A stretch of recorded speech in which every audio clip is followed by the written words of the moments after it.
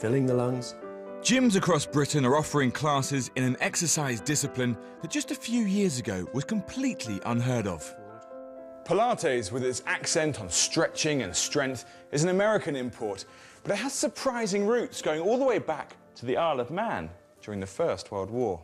The founder of the system was Joseph Pilates, a German visionary who believed he could change the world of exercise with his system. He came to Britain in 1912 to earn a living as a self-defense expert and circus performer. When war began 2 years later, he was one of thousands of Germans trapped in Britain. Huge rallies and protests against these Germans put pressure on the government. Professor Fran Lloyd is from Kingston University.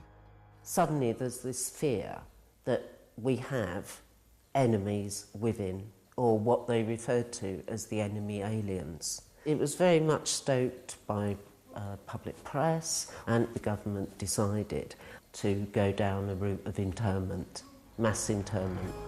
As well as prisoners of war, eventually all German males of military age living in Britain were rounded up and put into camps until the end of the war. By far the largest was Knockelo on the Isle of Man, which housed 23,000 potentially bored and restless inmates. Idleness, as they called it, was the worst thing. So physical exercise was very important, both for keeping a stimulation and because of its relationship to mental state and mind. Pilates had already come up with the foundations of his new exercise system based on precision movements, control and breathing correctly.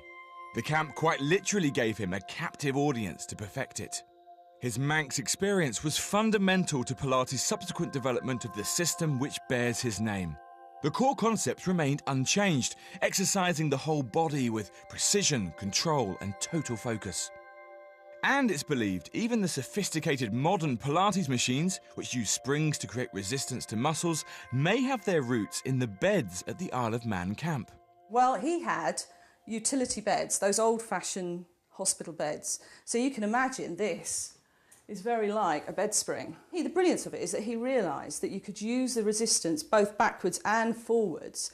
The spring was mimicking what a muscle could do, so you could use that to come up and come down to help people who may well be bedridden to exercise at that length and strength again. So you're able to move away from your centre, come back to your centre, without even having standing up. You could do it in bed.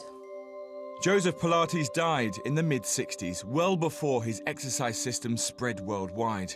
It was actually popularised by students who trained under him, people like Mary Bowen. The fact that he was sort of incarcerated in a prisoner of war camp for 4 or 5 years, would he have just sat there or did he have to get on with something? He would have worked.